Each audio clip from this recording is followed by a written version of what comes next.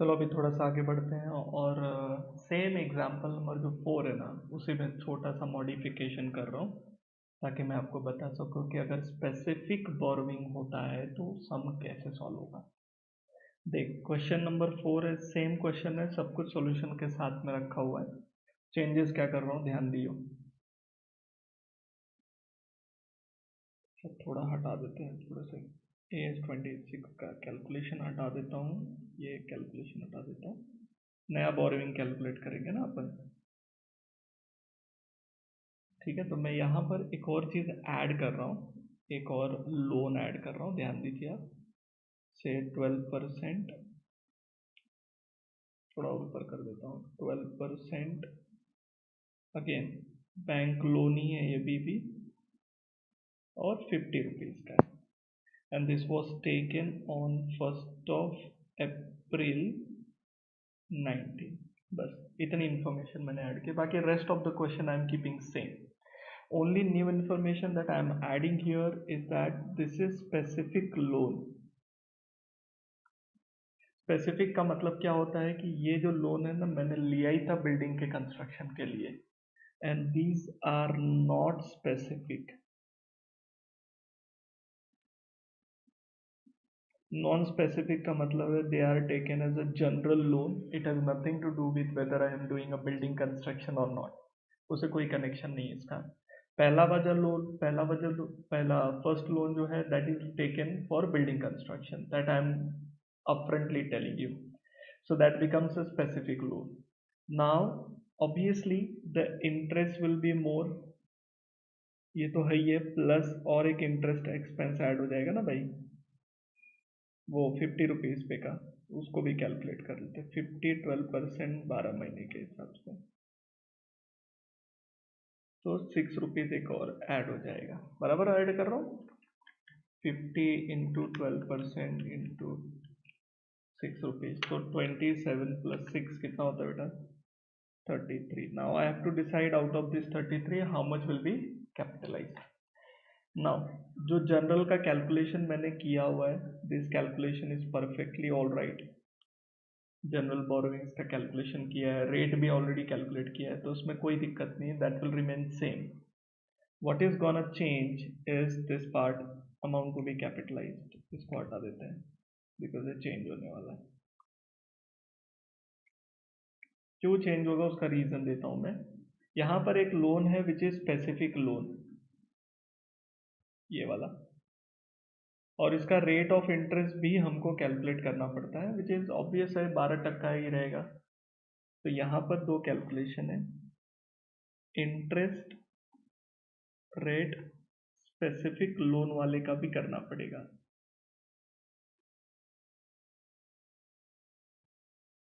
ठीक है, and it is directly given to us 12% per annum. Now we have two rates. If you can just see, we have a two rates. Let me highlight both of them.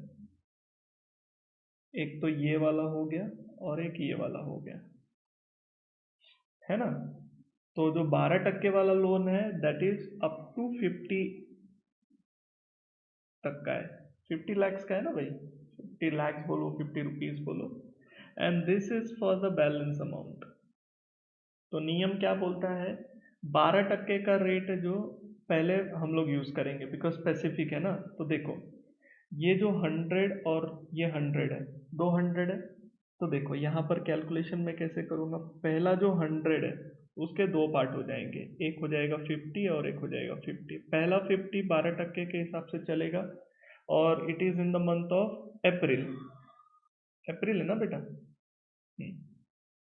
तो उसको अप्रैल से लेंगे। एक calculation ऐसे कर सकते हैं, या दूसरा कैलकुलेशन ऐसा भी है, इसको हटा दिया। देखो, एक 1 अप्रैल का है, ये इजी कैलकुलेशन है आपको समझने के लिए, एंड एक 1 अक्टूबर का है which is 100। So this is gonna be use for पूरा 12 महीना, तो this will be proper 100। This is अक्टूबर, तो अक्टूबर नवंबर दिसंबर जनवरी फरवरी मार्च 6 महीना, so this money was used for 6 months, 50, so total 150 हो जाएगा। ये समझा आपको? Out of this 150, 50 was use for पूरा 12% के रेट से, and the rest 100 was use at the rate 13.85% के हिसाब से। ओके इसमें टाइमिंग का जो एलिमेंट है वो मैंने ऑलरेडी डाल दिया है, तो अपने को उसके लिए दिमाग लगाने की ज़रूरत नहीं है। टाइमिंग मतलब 12% वाला भी साल भर के लिए, क्योंकि ये जो फंड है मैंने वो साल भर के लिए कर दिया ना calculate. This is mathematically actually 200 था, मैंने 150 लिखा, तो वो साल भर के हिसाब से। तो this will be 6 and this will be 13.85, दोनों का टोटल करते हैं। 19.85 कैन बी कैपिटलाइज, इतना कैपिटलाइज किया जा सकता है। ठीक है, एक बार वापस से कैलकुलेशन देख लो।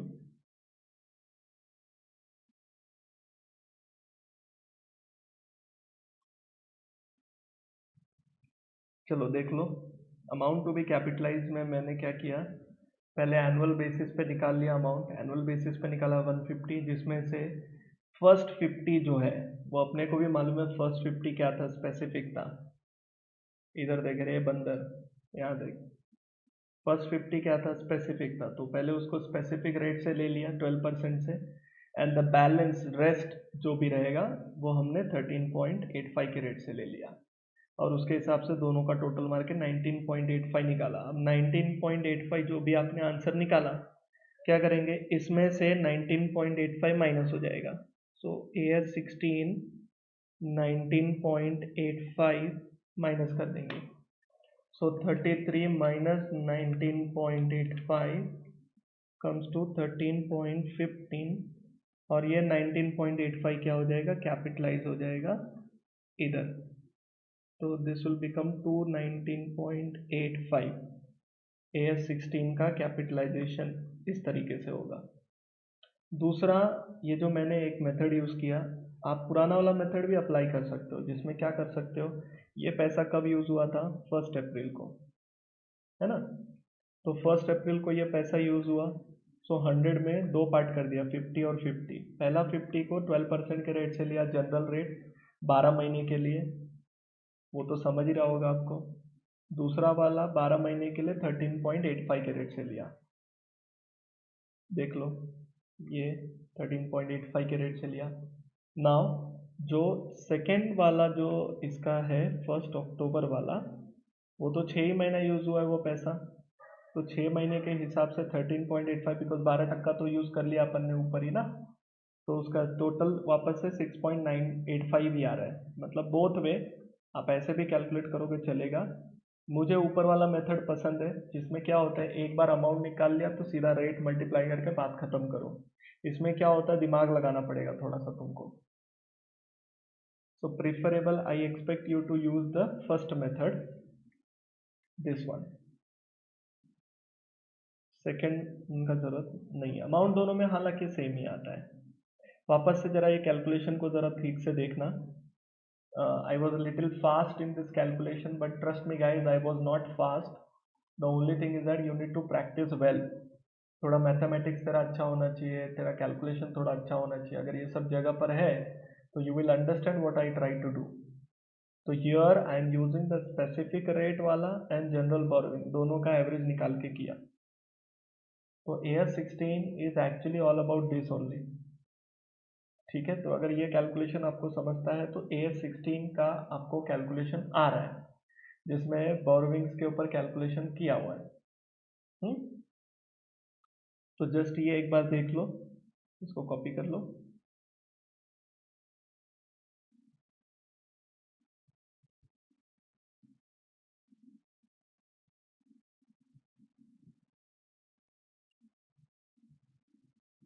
थोड़ा बहुत मैं आपको थेरोटिकल पार्ट से भी गो थ्रू कर देता हूँ।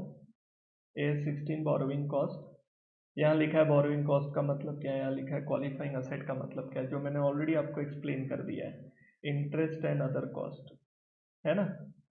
एंड क्वालिफाइंग मतलब which necessary take substantial period to get ready for it intended use और sale. There are examples which are qualifying assets के, लाइक फिक्स असेट का एग्जाम्पल दिया, इंटेंजिबल असेट, जब तक वो पेटेंट नहीं बनता है प्रॉपर तब तक वो क्वालिफाइंग असेट है।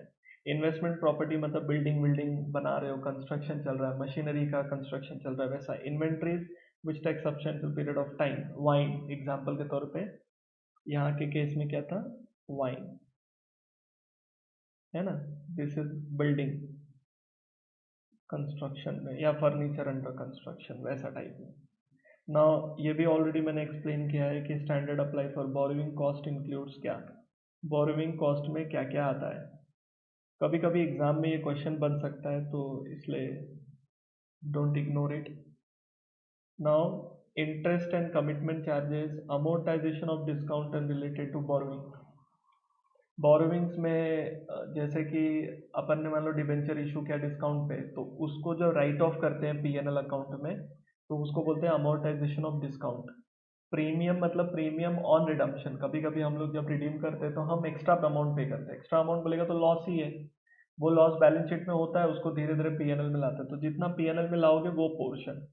Similar way amortisation in connection to arrangement of fund like underwriting commission, कभी कभी बैलेंस शीट में अंडरराइटिंग कमीशन होता है। If it is related to borrowing, debenture या पब्लिक डिपॉजिट से रिलेटेड है और उसको आप पीएनएल में राइट ऑफ करते हो, तो वो AS16 के लिए क्वालिफाई हो जाएगा।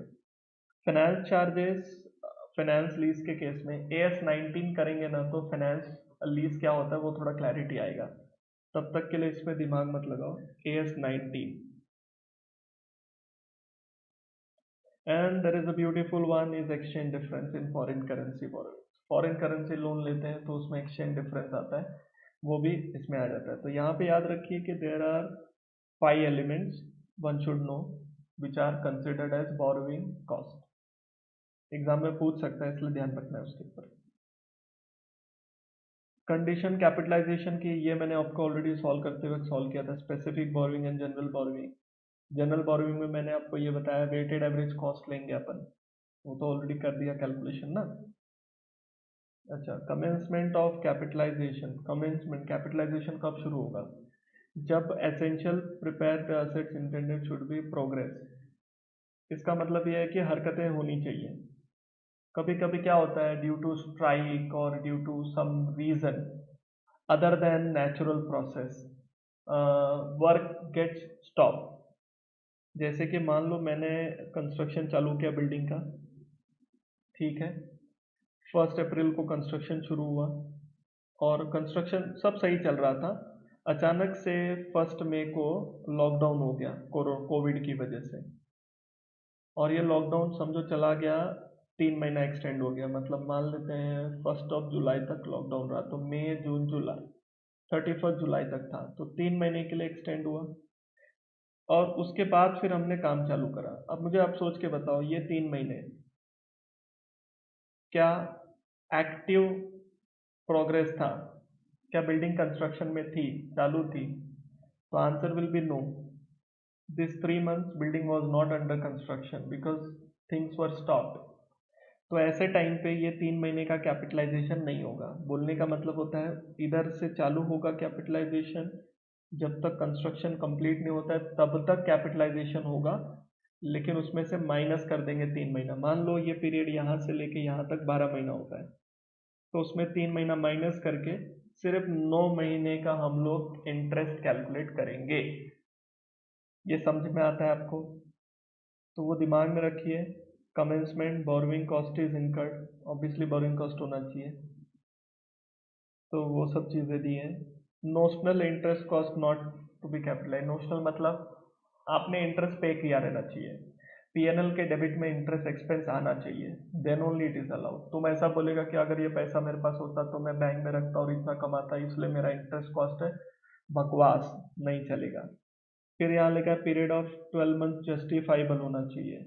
हम लोग जनरली अस्यूम कर लेने का कि अगर क्वेश्चन में 12 मंथ्स का पीरियड नहीं भी हो रहा है और अंडर कंस्ट्रक्शन प्रॉपर्टी है या अंडर कंस्ट्रक्शन कोई चीज़ है, तो अपन अज्यूम कर लेने का क्वालिफाइंग असेट है। प्रैक्टिकली हम नहीं करेंगे, थेरोटिकली क्लासरूम के एंगल से बात करेंगे, तो नॉट नेसेसरी कि क्वेश्चन में ऐसा हो सकता है कि उसी एकेडमिक पीरियड में चालू हो कि उसी एकेडमिक पीरियड में 12 मंथ्स का पीरियड खत्म हो जाए। 12 मंथ से कम में मतलब 8 महीने में कंस्ट्रक्शन था, तो मान के चलो कि क्वालिफाइंग असेट है ना।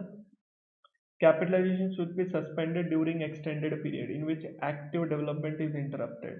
जैसे कोविड का सिचुएशन है और 3 महीने के लिए लॉकडाउन हो गया और उस टाइम पे कोई काम नहीं हुआ, तो ऐसे टाइम पे कैपिटलाइजेशन विल बी सस्पेंडेड, जो मैंने अभी आपको थोड़ी देर पहले एग्जांपल दिया। तो एक्टिव डेवलपमेंट इज इंटरप्टेड, मतलब उस टाइम पे काम नहीं हो रहा है। कभी कभी ऐसा होता है कि हमने बिल्डिंग का कंस्ट्रक्शन चालू किया, प्लिंथ बना दिया, अब हमको 1 महीना रुकना पड़ेगा ताकि वो सूख जाए। अब ये सूखना is a natural part of the process, तो it is a active development. तो ऐसे टाइम पे हम लोग इंटरप्ट नहीं करेंगे, इसको इंटरप्शन नहीं बोलते। ऐसे टाइम पे कैपिटलाइजेशन होगा if it is a natural process. Wine बनाते हैं तो अपने को स्टोरेज तो रखना पड़ता है ना बॉस, तो स्टोरेज को थोड़ी बोलेंगे कि active development is interrupted, no, this there won't be suspension. ठीक है, तो 3 महीना अगर लॉकडाउन की वजह से हो रहा है तो हम लोग क्या करेंगे, इसको सस्पेंड कर देंगे, मतलब 3 महीने का कैपिटलाइजेशन नहीं करेंगे। कैपिटलाइजेशन सीजेस मतलब stop substantially all necessary prepared qualifying asset is complete. अगर तुम्हारा बिल्डिंग कंप्लीट हो गया, छोटा बड़ा नाम लिखना बाकी है, तो सालों कंस्ट्रक्शन हो गया, अब अब कैपिटलाइजेशन विल सीज, स्टॉप हो जाएगा, मतलब वहां पर ही खत्म। उसके बाद आप इंटरेस्ट को कैपिटलाइज नहीं कर सकते, AS16 रुक जाता है, AS16 literally stops. Are we getting my point? AS16 will not continue, तो वो ध्यान में रखिए। तो यहाँ पे थोड़ी बहुत बेसिक्स डिटेल दे रखी है, ये सब भी आप थोड़ा थोड़ा पढ़ लेंगे तो अच्छा रहेगा। Charge to P&L account are capitalise part of calling which is probably they will result in future economic benefit. थोड़ा थोड़ा इंग्लिश लिखा है, बहुत ज़्यादा डीप में मत जाओ, सेंटिमेंट्स मत इसमें अटैच करो, ठीक ठाक, मतलब जितना तुम्हारे काम का है, देखो मैंने उतना पढ़ लिया है ना, उतना ही तुम भी पढ़ो। ज़्यादा पढ़ोगे पगला जाओगे, फालतू में मेरा दिमाग मत चाटना फिर। और एक चीज़ मैं आपको समझा देता हूँ, मान लो ये पेड़ है, ओके, और मैंने इस पेड़ से लेके फर्नीचर बनाना है, तो मैंने ऑब्वियसली यहाँ पे कुछ लेबर बुला लिए, तो this is wood, this are labour, now this people will work to make a furniture. तो आउटकम क्या है,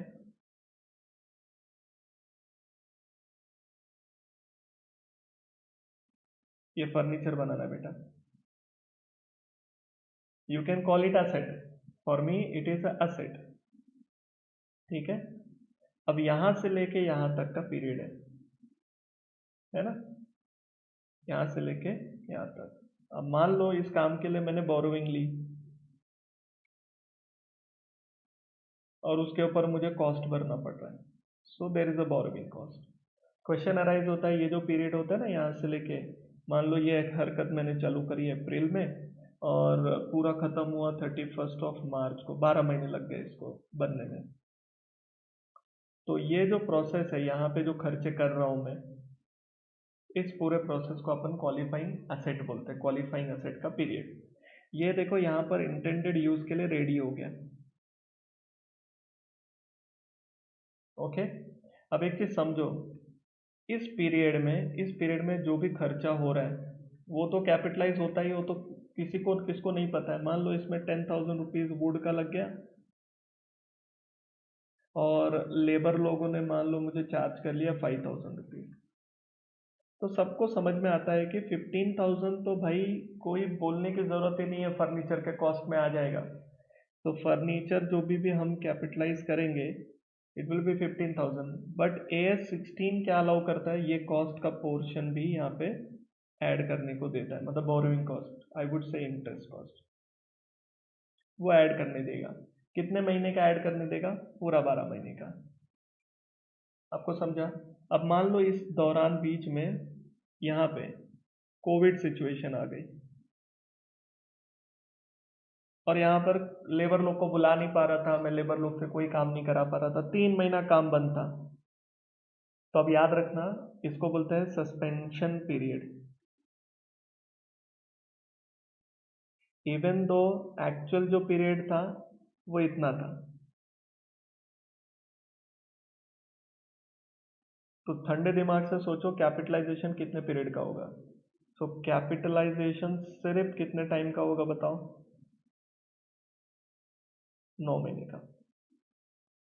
नहीं समझा तो पूछो। चलो सोच के बताओ, क्या मुझे ये 3 महीने इंटरेस्ट भरने पड़े होंगे? बैंक क्यों नहीं देगा, नहीं लेगा भाई इंटरेस्ट? बैंक ने इंटरेस्ट लिया but I can not capitalise. क्यों? Active development was interrupted. मैं यही आपको समझाना चाहता हूँ, इसको सस्पेंशन पीरियड बोलते हैं। मतलब आपने भले ही इंटरेस्ट भरा दैट्स नॉट इम्पॉर्टेंट। उस टाइम पे एक्टिव डेवलपमेंट चल रहा था क्या? Was there any active development? Labour आके काम कर रहे थे क्या? कुछ नहीं हो रहा था, लेबर काम नहीं कर रहा था, तो फिर नहीं कर पाओगे। समझा?